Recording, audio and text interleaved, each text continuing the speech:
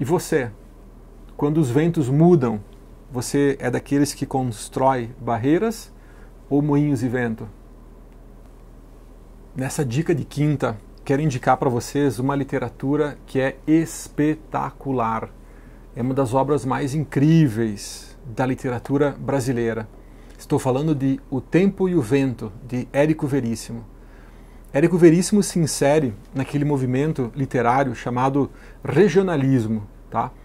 Que acontece também, por exemplo, com Graciliano Ramos, quando ele fala do Nordeste, do sertão nordestino, né?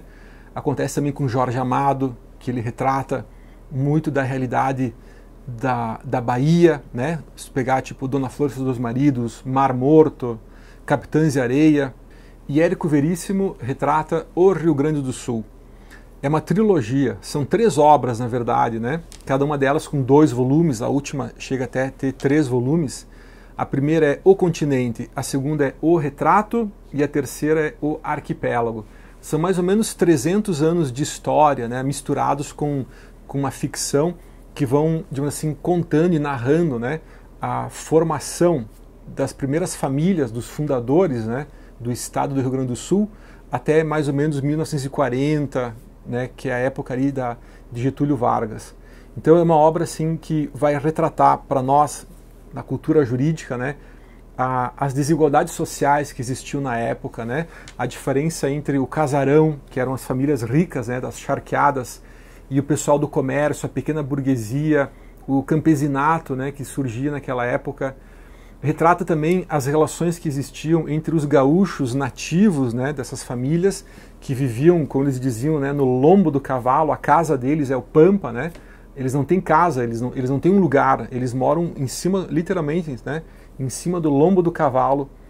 E as relações que eles estabelecem com os colonos, né, tanto com a colonização italiana, que vai para a Serra Gaúcha, como também a colonização alemã, que também vai se colocar ali em alguns lugares da Serra Gaúcha e ali no Vale do Rio dos Sinos, tá? É muito, muito interessante, galera. O retrato, né, da época através de uma narrativa literária de como que se dão essas relações. A obra retrata também as relações entre os gaúchos e os indígenas que viviam no Rio Grande do Sul. É muito interessante, pessoal, observar como havia uma relação de conflito, mas ao mesmo tempo uma relação de respeito mútuo, sabe? Havia uma relação de tolerância, uma possibilidade de negociação, de conversa, de companheirismo, mas eles iam junto para as guerras também, sabe? Uma relação super complexa e muito interessante de se observar o modo como o autor retrata, né? Essa questão potencialmente conflituosa, né? Entre os índios, os guaranis, os charruas, né? Que viviam no Rio Grande do Sul, e essas populações dos gaúchos, e depois com a entrada em cena, né, uma transformação radical na cultura gaúcha das colonizações europeias, né, que começam a acontecer ali no final do século XIX, início do século XX. E os personagens são incríveis, pessoal. Nossa, o primeiro, né, ele começa assim, ó, um certo Capitão Rodrigo. Sabe a imagem daquele gaúcho, que é o gaúcho legítimo, assim, né, do imaginário, né, do Rio Grande do Sul, aquele cara explosivo, né, ele é emotivo, ele não pensa com a razão, ele age com o coração, não é uma pessoa que não são pessoas de fé, né, eles não acreditam em Deus, mas eles cultuam a lealdade, a dignidade, a honra, a coragem, né, eles vão para uma guerra com o risco de matar e ser morto para cumprir, digamos assim, os caprichos do seu patrão, né, eles não seguem ideais liberais, né, sofisticados, filosóficos. Eles seguem uma compreensão, né, de dignidade, de honra e de coragem que vai sendo perdida com o tempo. E a obra, ela narra isso, tá? Ela narra essa relação entre o tempo e o vento. O tempo com uma cronologia linear, né, e o vento que também passa, né? É uma forma metafórica, né, de falar sobre um tempo que passa e um vento que atravessa, né, essas diferentes temporalidades, tá? Uma obra realmente assim muito interessante. Deixa eu pegar uma frase para mostrar para vocês. Eu esqueci meus livros lá no Rio Grande do Sul, a coleção do Tempo e o Vento, mas eu peguei na internet aqui. Olha só que frase, ó. Quando os ventos de mudança sopram, umas pessoas levantam barreiras, outras constroem moinhos e vento. Você é alguém que levanta barreiras ou constrói moinhos de vento diante dessas mudanças nos ventos? Olha essa frase.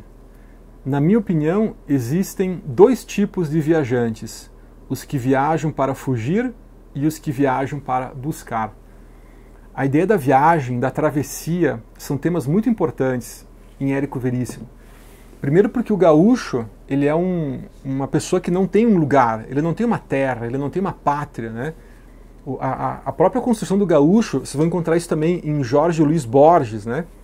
A própria noção do que é ser gaúcho, tá? Ela está ligada a essa cultura que vem dos índios, né? Dos charruas, que é uma cultura de viver, digamos assim, de uma forma nômade, né? Percorrendo os campos, vivendo da carne. Não são pessoas que plantam, não são camponeses, né? Eles são pessoas que preferem se alimentar da carne, das boiadas, eles criam gado. Então, é uma cultura realmente assim muito diferente e muito interessante, né, de ser pensada. E o Capitão Rodrigo, aquela pessoa intempestuosa, que só procura briga, super corajosa, não tem medo de nada, não tem medo de morrer, né? Ele não recua para qualquer tipo de conflito, ele adora uma guerra, ele fica entediado quando falta uma guerra, né? É o protótipo assim, né, da imagem daquele gaúcho do interior, né, do estado. Só que aí, no segundo momento da trilogia, começa a ter uma mudança interessante nessa característica dos personagens. Enquanto que lá no continente, né, que é essa parte mais antiga, o gaúcho ele é retratado como aquele herói corajoso, leal aos seus ideais, né, e ao mesmo tempo uma pessoa que não é muito religiosa e tal. No segundo momento, onde começa o retrato, os personagens principais, eles não são mais aqueles personagens que fazem as coisas acontecer, que tomam aquelas decisões. Eles são pessoas mais que contemplam o vento, sabe? Eles são mais observadores. Eles não têm mais aquela pegada, né, que aparece, por exemplo, no Capitão Rodrigo e naquelas brigas, né, que acontecem entre os gaúchos mais antigos, tá? É interessante ver como o autor ele começa, na medida em que o Rio Grande do Sul vai, digamos assim, passando o tempo, né, e o vento, ele vai se transformando também na sua própria fundação cultural, né?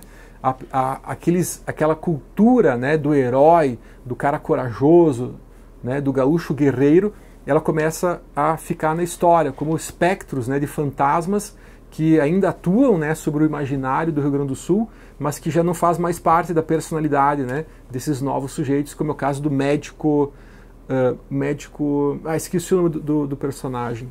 E quando vocês lerem O Tempo e o Vento, reparem, pessoal, na inteligência da unidade de narrativa que Érico Veríssimo faz, simbolizada pela tesoura. É a tesoura da nona Bibiana, né, que ela corta o cordão umbilical e que vai passando de gerações em gerações. Então repara que o próprio significado do que é ser gaúcho nessa obra, ele é simbolizado por essa tesoura, porque todas as gerações, né, da Bibiana, depois da sua filha, a Ana Terra e assim por diante, sempre é a mesma tesoura que é utilizada para simbolizar, né, o corte do cordão umbilical que inaugura, né, uma nova geração. É fantástico, é incrível, pessoal. E para o direito, galera, tem muitos elementos ali que são interessantíssimos. E a gente chama muita atenção no aspecto das desigualdades sociais, da estrutura estamental que existia no Rio Grande do Sul e que ela vai aparecer, entre outros lugares, né, nas análises históricas que Raimundo Faoro vai fazer dessa cultura sulista, né, que vai ser diferente, por exemplo, das raízes do Brasil de Sérgio Buarque de Holanda e muito diferente também da cultura nordestina, né, ou da brasilidade nordestina de Gilberto Freire. Tá? Então veja que tem uma conexão muito próxima assim, com essa noção que é muito legal, através de uma obra literária, né, conhecer a história do Rio Grande do Sul. É realmente fantástico. Fica aí então a dica de quinta para vocês que gostam, né, e que se interessam por uma compreensão histórica, cultural muito mais interessante e rica sobre esse nosso Brasil. Se você já leu esse livro, escreva nos comentários o que você achou, escreva o que te chamou mais atenção. E se você não leu ainda, dá uma lida, começa lendo O Continente, né? Um certo Capitão Rodrigo, você não consegue mais parar de ler. É muito legal, é muito interessante. É uma escrita realmente assim incrível. Érico Veríssimo deixou um monumento, né, histórico para nós. E aí depois volta aqui e escreve nos comentários se não é uma obra bem interessante, tá? Valeu, pessoal. Boa leitura, bons estudos.